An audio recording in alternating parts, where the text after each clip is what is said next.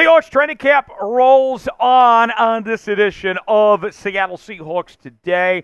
We will go through my 5 takeaways from training camp so far. Let you hear from Mike Macdonald and some of the experts covering the Seattle Seahawks, give you our reactions and more coming up in just a matter of moments. Tyler Jones here with you. Thanks for joining us. All July long, we've been battling our Cowboys report to see who can get the most likes on their videos this month. And as you can see, it is coming down to the wire. We are a little bit behind, but still a few days left in July. Still enough time for us to win this battle, folks. So here's what I want to do. I need you guys, if you've been a Seahawks fan for 5 years or more, like today's video. If not, that's okay. Comment and tell us how long you've been a fan of the Seattle Seahawks. A little fan survey. Want to gauge our audience out there. Let us know, and we'll get started with today's show. Let's begin with Geno Smith, and what a start it's been to camp for Geno. He has been that dude, ladies and gentlemen. In Geno's 3 years as the Seahawks full-time starting quarterback, year 3 this year, this is the best that he has ever looked to start training camp, and that's not hyperbole, folks. That's what everybody and their mother is saying about Geno Smith to this point. And we heard all the talk this offseason about how this offense was something that was suited to Geno Smith's strengths, right? A system similar to where he thrived at West Virginia in the air raid scheme there, and Ryan Grubb bringing this college offense from the University of Washington over, and right from the jump, Geno has been at it, and we know about the receiving core. We heard in the offseason about him and JSN really connecting and being on the same page, and you still have Lockett and DK and Jake Bobo and others, and Noah Fant in a new role this year. And so far, so good for Geno Smith to this point. Cole Musgrove of Seahawks Wire said the following. The Seahawks starter is showing he wants to remain as such. Geno Smith is entering his 3rd season as Seattle's #1 quarterback, and he's playing like it. The word from camp has been revolving around how hot Smith has been and showing a clear distinction.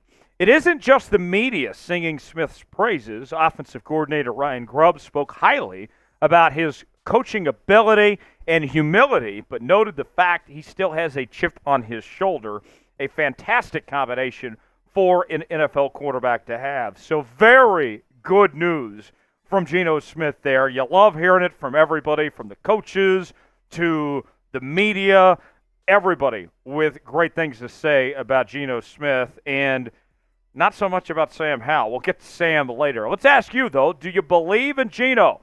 Type B for believe, D for don't. Weigh in, let us know on our pinned comment today.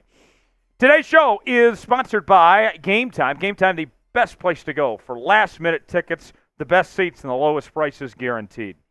Game Time is an authorized ticket marketplace in Major League Baseball, which makes getting tickets faster and easier. Prices on the Game Time app actually go down the closer it gets to the first pitch. With killer last-minute deals, all-in prices, views from your seat, and their lowest price guarantee, Game Time takes the guesswork out of buying MLB tickets. Save up to 60% off buying a last minute for sports, concerts, comedy, theater productions, and more. Here's how it works. You choose the game you want to go to. Let's say you want to go to a Seattle Mariners game, for example. You see the prices listed. Then you pick your seat, see if you find the seat you want, and you can get the visual to see what it's going to look like when you get there. And then you're checking out, just like that. Apple Pay, Google Pay, Venmo, all major credit card providers. Fast, easy, and simple, folks. Download the Game Time app, create an account, use code CHATSPORTS for $20 off your first purchase. Terms apply. Again, create an account and redeem code CHATSPORTS for $20 off. Download Game Time today. Last-minute tickets, lowest prices, guaranteed. The link is in the comments and the description of today's video. Let's talk about Tyrel Dodson. Dodson is looking the part so far in Seahawks camp, and it was just a few days ago that he came off the injury list alongside Jerome Baker, which was a huge relief for the Seattle Seahawks to get both those guys back, their starting linebackers that they brought in this offseason. And with all the talk, all the injury concerns at the position, Dodson not only has come back fully healthy for camp, but is already looking like a difference maker to this point. And he's drawing comparisons to Bobby Wagner. There was a great story that he told this past week about how when he was in high school, he DM'd Bobby Wagner, didn't think he was going to get a response, and sure enough, Bobby got back to him, and that he would love to build upon Bobby's legacy of what he's created with that linebacker room there with Seattle. So this is a guy that not only is playing hard, that looks the part, but just flat out gets it too, which is what you just love to see. Corbin Smith of SI's All Seahawks had the following to say about Tyrel Dodson. In his first audition with pads on, Dodson stood out in particular as number 0 could be seen hovering around the line of scrimmage and gobbling up ball carriers on the perimeter as well.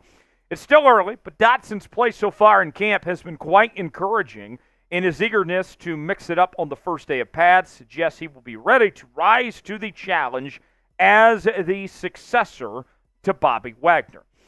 Number 3 on our training camp takeaways, let's talk about Byron Murphy II, the Seahawks rookie out of the University of Texas, the first-round draft selection. Is off to a bit of a slow start to this point. Some early growing pains for Byron Murphy, but I wouldn't be discouraged just yet when it comes to Byron Murphy because this is training camp and all, right? This is supposed to be a time of learning. This is supposed to be the time where young guys are figuring it out, and that's okay. I mean, if you recall back way months ago in rookie minicamp, Mike Macdonald said, hey, look, he's a little bit out of shape. He needs to get in football weight out here. And it's been a trend, I would say, where Mike Macdonald's been kind of hard on him, but it's tough love, right? He means well. He's trying to maximize, get the most that he can out of Byron Murphy, and he had some tough love for him just the other day, saying this.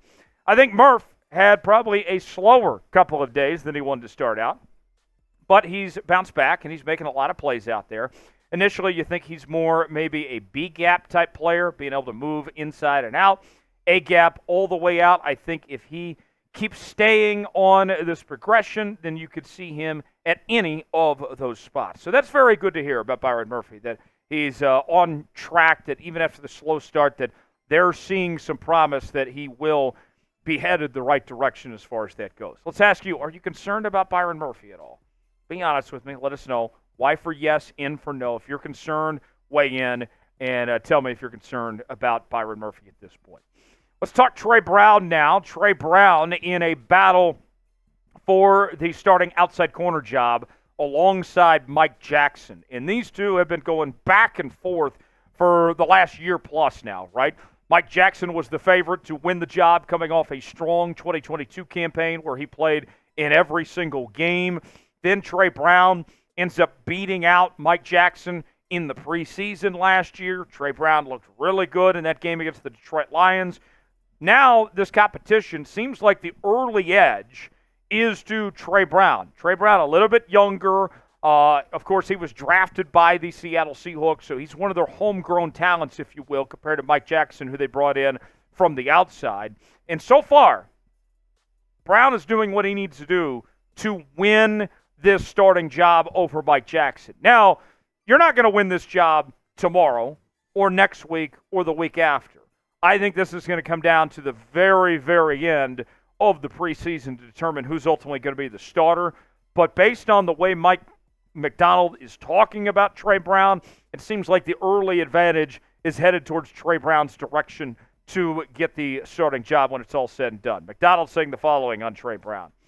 We've had a lot of great competition in the corner room.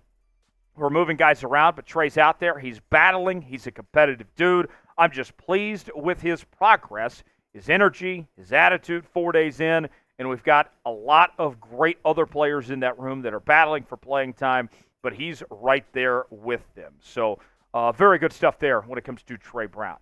Last on our takeaways, let's talk about the other quarterback, Sam Howell, who the Seahawks acquired via trade from the Washington Commanders, the former Commanders starting quarterback brought in to back up Geno Smith. And there was hope by some Seahawk fans that this would be a competition, if you will, that Sam Howell would have the chance to beat out Geno Smith and to be the guy. But so far, throughout the first few days in camp, this is not a competition at all. Geno's looked great, and Sam Howell has really struggled, that he has not played well at all at this point, while Geno Smith is thriving. And the big thing with Sam Howell goes back to exactly what we talked about was the biggest concern with Sam Howell the moment that he got traded to Seattle, and that was the accuracy issues. He has really struggled to be accurate and find those open receivers that he needs to. And Friday's practice was maybe the worst day yet for Sam Howell. Greg Bell of the Tacoma News-Tribune said the following: Friday was Howell's worst day yet. He threw a back shoulder stop route pass down the right side, 5 yards wide right of Derek Young. The ball skidded off the Boeing logo painted on the grass far off the sideline boundary. Howell overthrew leaping 6'4" receiver Jake Bobo by 5 feet on a 10-yard route across the middle.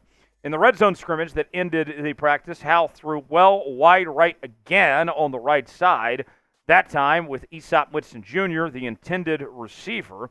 Then Howell fired a well over 6'3" Cody White through the back center of the end zones. Not great from Sam Howell. Still time to figure it out, but not a good start for Sam Howell. What's your confidence level, Sam Howell? Be honest with me. Scale it 1 through 10. I'm not feeling great. I'd put it about a 4.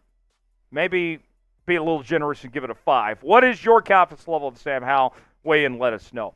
For continuing Seahawks coverage all throughout training camp, we are your place to be. Subscribe now. We're going to have some shorts on the channel with quick little updates as well, so be on the lookout for those, in addition to our daily videos, our live shows, all of that and more right here on Seahawks Today. Subscribe now, youtube.com/SeahawksTV, and we will see you next time.